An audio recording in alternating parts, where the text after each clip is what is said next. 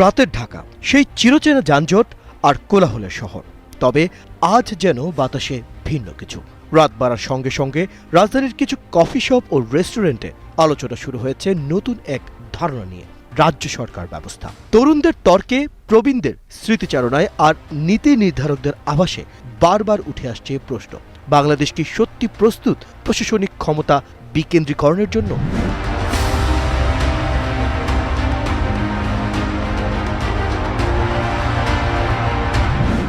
এই আলোচনা নতুন নয়, তবে সাম্প্রতিক কিছু প্রেক্ষাপট এটিকে আবার সামনে নিয়ে এসেছে। ঢাকার ওপর অতিরিক্ত চাপ, আঞ্চলিক বৈষম্য এবং উদীয়মান অর্থনৈতিক শক্তি হিসেবে বাংলাদেশের বিকাশ, এই সব মিলিয়ে অনেকেই বলছেন প্রদেশভিত্তিক সরকার ব্যবস্থা এখন সময়ের দাবি।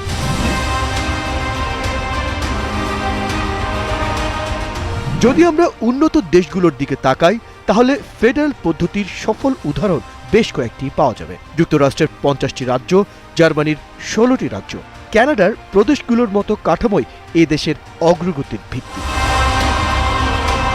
এমনকি বেলজিয়ামের মতো ছোট দেশও নিজের ফ্লেমিশ এবং ফ্রেঞ্চ ভাষী অঞ্চলভিত্তিক প্রশাসনে বিভক্ত করে সাফল্য অর্জন করেছে। এসব দেশে কেন্দ্রীয় সরকার গুরুত্বপূর্ণ নীতি ঠিক করলেও স্থানীয় সরকারগুলো নিজেদের অঞ্চলের উন্নয়ন নিশ্চিত করার দায়িত্বে থাকে। বাংলাদেশের প্রেক্ষাপটে যদি প্রশাসনিক দায়িত্ব ঢাকার বাইরে বিতরণ করা হয়, তবে আঞ্চলিক ভারসাম্য সৃষ্টি হতে পারে। বিশেষ করে চট্টগ্রাম, রাজশাহী, সিলেট, খুলনা এমন অঞ্চলে যদি নিজস্ব সিদ্ধান্ত গ্রহণের সুযোগ থাকে, তাহলে সেসব অঞ্চলের সম্ভাবনা পুরোপুরি কাজে লাগানো সম্ভব।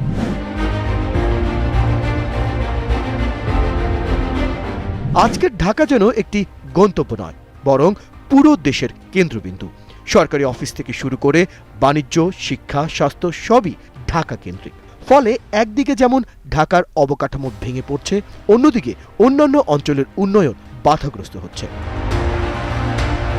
বাংলাদেশের প্রায় 4 কোটিরও বেশি মানুষের জীবিকা নির্ভর করে ঢাকার সঙ্গে যুক্ত কর্মকাণ্ডের উপর। বিশ্লেষকরা বলছেন, যদি প্রশাসনিক কাঠামো ঢাকার বাইরে ছড়িয়ে দেওয়া যায়, তাহলে এই জনসংখ্যার চাপ কমবে এবং সার্বিকভাবে দেশের অর্থনৈতিক উন্নয়ন গতি পাবে।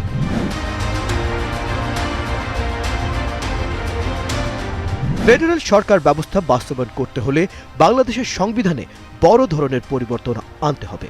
এই পরিবর্তন কতটা বাস্তবসম্মত সেটি নিয়ে প্রশ্ন রয়েছে। তবে যদি এই কাঠামো বাস্তবায়ন করা হয়, তাহলে খুলনা হতে পারে কৃষি ও শিল্প উৎপাদনের কেন্দ্রবিন্দু, রাজশাহী হয়ে উঠতে পারে গবেষণা ও শিক্ষা কেন্দ্র, চট্টগ্রাম আরও শক্তিশালী বাণিজ্যিক কেন্দ্র হিসেবে গড়ে উঠতে পারে। আঞ্চলিক এই সম্ভাবনাগুলোকে কার্যকর করতে হলে স্থানীয় সরকারের ক্ষমতা এবং অর্থনৈতিক নিয়ন্ত্রণ নিশ্চিত করতে হবে।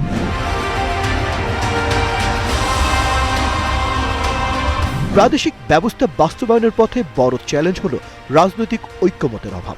বাংলাদেশের রাজনৈতিক দলগুলো তাদের কেন্দ্রীয় নেতৃত্বের ওপর এতটাই নির্ভরশীল যে আঞ্চলিক নেতৃত্বকে ক্ষমতায় আনার ধারণা সহজে গ্রহণযোগ্য হবে না। তাছাড়া দুর্নীতি, প্রশাসনিক দক্ষতার অভাব এবং আঞ্চলিক বৈষম্য আরও গভীর হওয়ার আশঙ্কাও রয়েছে। অনেকেই মনে করেন, শক্তিশালী স্থানীয় সরকার ব্যবস্থার অভাবে ফেডারেল কাঠামো কার্যকর হতে পারবে না।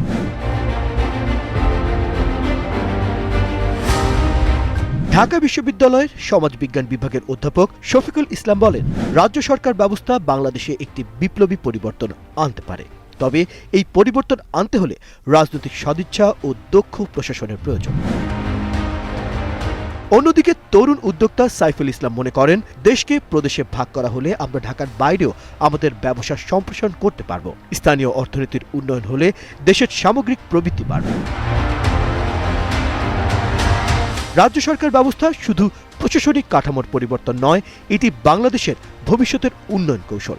ঢাকার চাপ কমিয়ে সারা দেশে সমান সুযোগ ও উন্নয়ন নিশ্চিত করতে এটি একটি কার্যকর সমাধান হতে পারে। তবে এই পথ সহজ নয়। পরিবর্তন আনতে হলে প্রয়োজন সবার সম্মিলিত প্রচেষ্টা এবং সুদূর প্রসারী পরিকল্পনা। আজকের আলোচনা আগামী দিনের ভিত্তি হতে পারে। হয়তো একদিন বাংলাদেশে প্রশাসনিক ক্ষমতা বিকেন্দ্রীকরণের মাধ্যমে এক নতুন দিগন্ত উন্মোচিত হবে। প্রশ্ন একটাই, আমরা কি এই সাহসী পদক্ষেপ নেওয়ার জন্য প্রস্তুত? আপনারা দেখছেন দৈনিক ক্রাইম সিন।